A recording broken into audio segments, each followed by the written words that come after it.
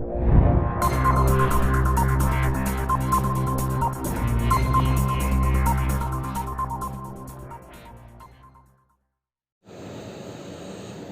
शिक्षक साथियों,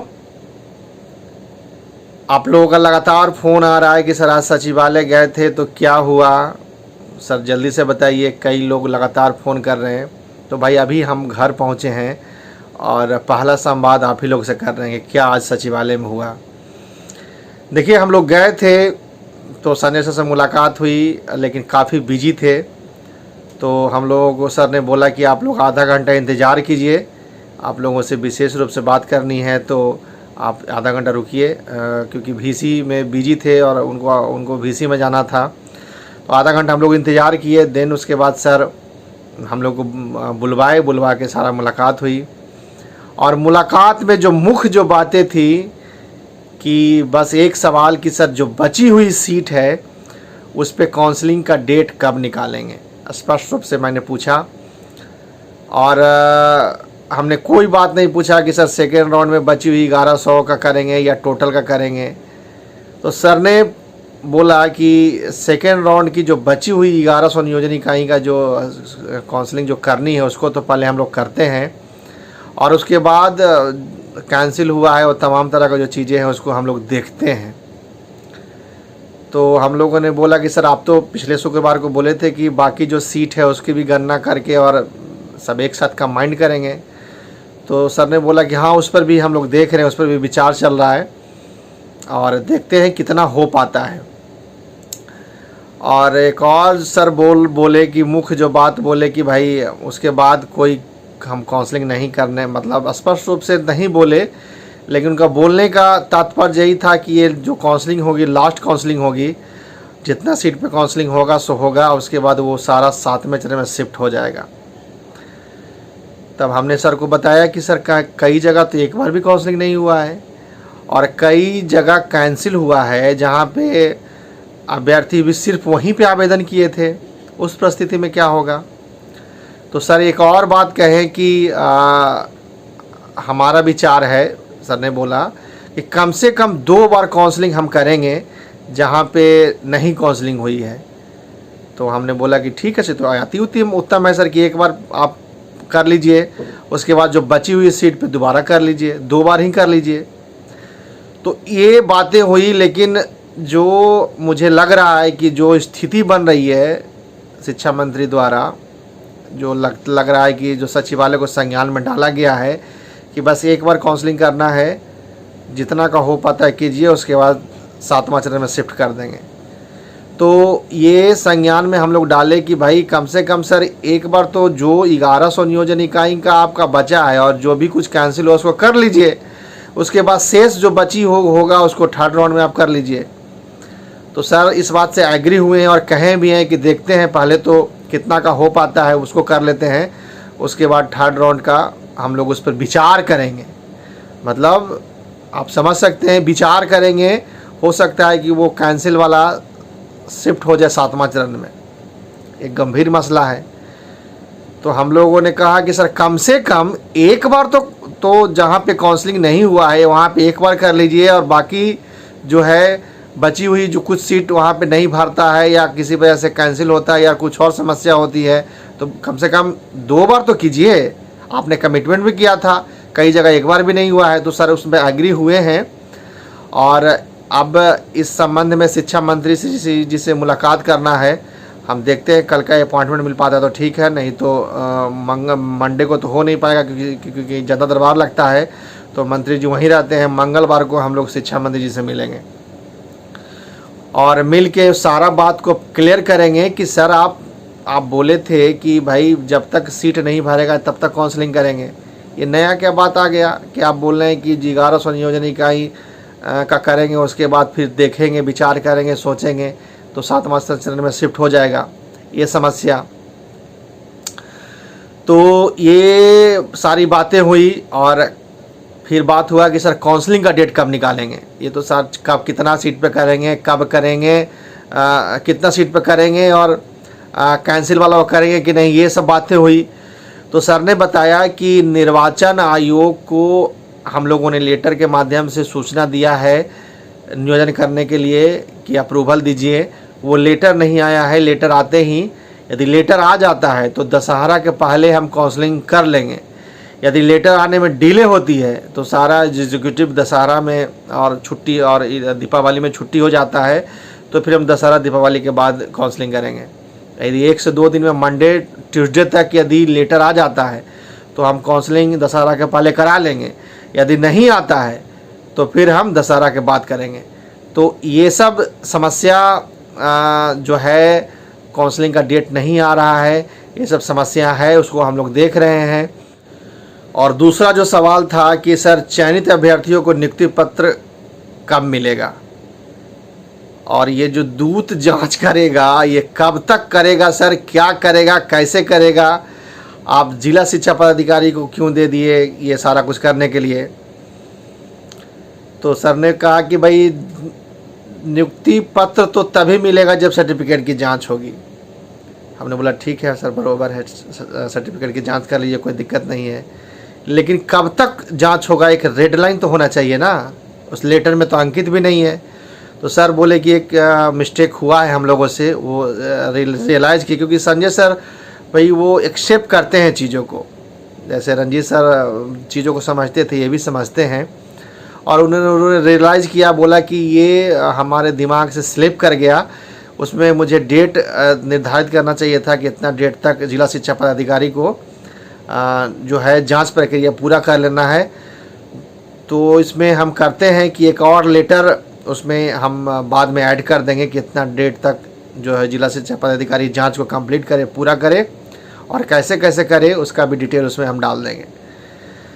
तो मैं समझता हूँ कि, और सर ने बोला कि देखते हैं कि जिला शिक्षा पदाधिकारी कर पाते हैं, क्या करते हैं, तो उसको शुरू करने दीजिए। तो ये सब बातें हुई। तो चलिए भाई, जो जिसका चयन हो गया है उसका तो नियुक्ति पत्र आज न कल मिल जाएगा। जो चयन अभ्यर्थी नहीं है उनका दर्द को समझ सकते हैं, डेली फ़ोन करते हैं और परेशान है। युवा खास करके और BC कैटेगरी जो 70 से नीचे अभी तक जो बैठे हुए हैं, लगभग उनकी संख्या 1 लाख है। तो उनके लिए मुझे काफ़ी चिंता हो रहा है। और उन लोगों का हमेशा कंप्लेन भी रहा है कि सर 3rd राउंड की काउंसलिंग बची हुई सीट पे कोई नहीं बात करता है, जो चयनित अभ्यर्थी है उनको नियुक्ति पत्र के लिए बात करता है। इस बात से भी हम एग्री करते हैं कि कुछ लोग ऐसा कर रहे हैं, लेकिन आप चिंता नहीं करें, हम आपके साथ हैं। और जब भी हम जाते हैं तो पहले यही सवाल करते हैं, और वो चयनित अभ्यर्थियों को मैं साथ में लेके जाते हैं कि ताकि उनका भी दुख दर्द सर से जाके बात करें और हल्का हो। तो ये तमाम तरह का जो चीज़ें हैं हमने प्रयास किया है, और शिक्षा मंत्री जी से इस संबंध में जाके बात करना है कि जो बची हुई जो 1100 नियोजन इकाई यदि आप कर लेते हैं और कुछ सीट और उसमें ऐड करके कर लेते हैं, तो जो बचा हुआ है कैंसिल वाला उसको कब करेंगे? ये तमाम तरह का जो चीज़ है ये उनके संज्ञान में बात करना है, डिस्कस करना है कि सर 1 लाख अभ्यर्थी अभी बाकी, आप छठा चरण ठीक से कराए नहीं है, आप आगे बढ़ने की बात कर रहे हैं। कम से कम तो 2 बार तो कराना ही चाहिए। 1 बार काउंसलिंग करा लिए, बची हुई जो सीट है वो 1 बार और करा लीजिए, 2 बार तो करना ही चाहिए। अब तो कई जगह 1 बार भी नहीं हुआ है। कम से कम तो संजय सर भी इस बात पे एग्री किए कि जहाँ पे 1 बार हो गया है तो दोबारा कराएंगे, जहाँ 1 बार भी नहीं हुआ है तो 1 बार करा के दोबारा फिर से कराएंगे। तो ये समझदारी वाली बात है। वो बात हुई कि भाई चलो भाई 2 बार कराएंगे, चलो भाई 2 बार भी ठीक है। 1 बार में जितना अभ्यर्थी को चयन होना हो जाएंगे, सेकेंड बार में उसी प्रखंड उसी पंचायत में दोबारा काउंसलिंग होगी बची हुई सीट पर। 2 बार में आप चलिए भाई 2 बार ही ठीक है। तो ये तमाम तरह को जो चीज़ें हैं वो बात हुई है। अब इस पर निरंतर हम लोग काम करेंगे, नहीं तो मालूम चलेगा कि काउंसलिंग नहीं हो पाया और दशहरा के बाद शिफ्ट हो गया। अब इस पर हम लोग पूरे पिछले शुक्रवार से हम लोग लगे हुए हैं और आगे कई रणनीति बना के इस पर काम करना है। आप लोग धैर्य बना के रखें, काउंसलिंग का डेट हम लोग निकलवा के रहेंगे, चिंता नहीं करना है। दूसरी जो बात है कि सीटेट एक्ट का जो मामला है ये बहुत पेचीदा और गंभीर मसला है। कई लोग जो है, कई अभ्यर्थी है वो चादर ओढ़ के सोए हुए हैं कि सीटेट को तो कुछ भी नहीं हो सकता है। तमाम तरह का जो चीज़ें हैं उल्टा पुल्टा ग्रुप में लिखते रहते हैं। थेथर जो होता है ना, कई लोग कि थेथर है, चयन हम करा लिए हैं और थेथर की तरह हम सो गए हैं। उस सब थेथर को हम बोलना चाहते हैं कि भाई होश में रहो, नहीं तो बेहोश हो जाओगे। ठीक है, सुप्रीम कोर्ट में लड़ना पड़ेगा। तो हमारा ये कहना है कि आप लोग, जो अभ्यर्थी फाइनेंशियल सपोर्ट नहीं कर सकता है, वो कम से कम ग्रुप में उल्टा पुल्टा एक्टिविटी ना करे, उल्टा पुल्टा बात को ना लिखे। ये सीटेट एक्ट बहुत गंभीर मसला है। आपको हम कई बार समझा चुके हैं कि आप जेन्युइन भी हैं, तो आप पे कोई मुकदमा कर देता है तो आपको साबित करने के लिए कि आप जेन्युइन हैं, आपने कोई भी किसी का कुछ भी नहीं बिगाड़ा है, आप किसी का नुकसान नहीं किए हैं, कोर्ट में एक वकील को रखना पड़ता है। और वो व्यापक रूप से अच्छे वकील यदि होते हैं तो तरीक़ा से अपना बात को रखते हैं। इसीलिए हम लोग इंटरवेन करते हैं कि बिहार सरकार ठीक से बात को नहीं रख पाएगी तो हमारा जो एडवोकेट है, महंगे जो वकील हम लोग वरिष्ठ वकील किए हैं, इतने बड़े बड़े वकील हम लोग रखे हैं, तो वो उसमें इंटरवेन करके हमारे तरफ से जो बातें हैं वो कोर्ट के संज्ञान में डाले। तो भाई इतना लंबा मामला चल रहा है कि कंटिन्यू हेयरिंग हो रही है इसमें, क्योंकि हम तो भाई टेंडर दिए थे, लेकिन उसके बावजूद भी इतना हेयरिंग हो रहा है कि एक्सपेक्टेशन है सर का कि भाई फी को बढ़ाया जाए। और क्योंकि काफ़ी हेयरिंग हो रहा है, तो उस परिस्थिति में पिछले बार सर का कहना भी था कि जो है उनका जो एक्सपेक्टेशन है वो किसी का भी रहेगा, क्योंकि सुनवाई इतना हो रहा है कि 5 सुनवाई 7 सुनवाई, हम लोग को लगा था 3 या 4 सुनवाई में ख़त्म हो जाएगा। तो आप लोग से निवेदन है कि जो चयनित अभ्यर्थी हैं वो फाइनेंशियल सपोर्ट करें। संघ में पैसा नहीं है, जो भी पैसा था, बचा हुआ पैसा जो बच्चे अभ्यर्थी दिए थे, सारा मिला के हम लोगों ने एडवोकेट साहब को दिया, और संघ में पैसा नहीं है कि ताकि हम लोग इस मामले को आगे देख सकें। तो आप लोग कमज़ोर मत कीजिए, और उल्टा पुल्टा एक्टिविटी कर रहे हैं, उल्टा पुल्टा मैसेजबाजी कर रहे हैं ग्रुप में, वो सब बंद कीजिए। और ये काफ़ी गंभीर मसला है, और ये यदि कुछ भी 19-20 होता है तो सीधा सुप्रीम कोर्ट में मामला चल जाएगा, और फिर सुप्रीम कोर्ट में मामला चल जाएगा तो कब केस टेकअप होगा कहना मुश्किल है। तो हम ये नहीं कह रहे हैं कि हम केस हार जाएंगे, लेकिन भाई केस हम लोग जीत रहे हैं, लेकिन व्यापक तरीके से मामला को रखने के लिए फंड की आवश्यकता है। आप लोग फाइनेंशियल सपोर्ट करें, आज खास करके NIOS अभ्यर्थी हेल्प करें, ताकि क्योंकि हम लोग सिर्फ सीटेट पे ही डिपेंडेंट हैं। तो आप संघ का जो अकाउंट है पप्पू कुमार के नाम से, उस पर फाइनेंशियल सपोर्ट करेंगे ताकि आगे हम लोग व्यापक रूप से इस पे काम कर सकें। और जो थेथर पनाई है उसको बंद कीजिए। आप लोग 1500 आप कंट्रीब्यूशन करेंगे तो आप लास्ट है जो चयनित अभ्यर्थी है, जो अचयनित है भाई, जो उनको तो हम कुछ कहते ही नहीं कि जो आपको लगता है वो आप कीजिए, लेकिन जो चयन हो गए हैं उनका जिम्मेवारी बनता है कि भाई इस मामले में मदद करें।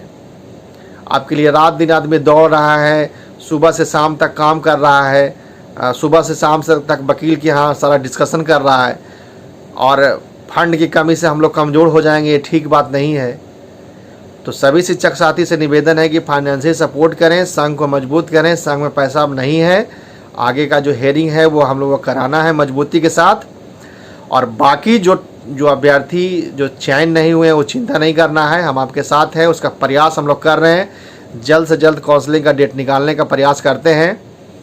और कई बातें हैं जो है क्या क्या एक्टिविटी किया जा रहा है इंटरनली, वो सब बात नहीं बताया जा सकता है, लेकिन चिंता नहीं करना है दोस्त। 35 सर का चयन हुआ है, लगभग 50,000-55,000 का तो चयन करा के रहेंगे, और बाकी तो सीट SC क्लास की महिला और EBC क्लास की महिला का तो खाली रह जाएगा। और महिलाओं का जो सीट है वो पुरुष को नहीं मिलेगा मेरे दोस्त। ये हमने प्रयास कर लिया, और सचिवालय और सरकार दोनों एग्री, मतलब सरकार और सचिवालय दोनों डिटरमाइन कर लिया है कि अब अगला नोटिफिकेशन आएगा उसमें भी कुछ हेर फेर करेंगे, इसमें नहीं करेंगे।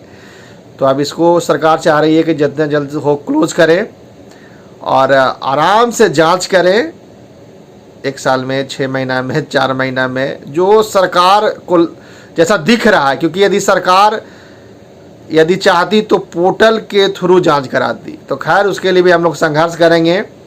फिलहाल जो तलवार लटका हुआ है वो सीटेट एक्ट का है, 4 तारीख को सुनवाई है, उसमें हम लोग तरीके से व्यापक रूप से सुनवाई कराएं।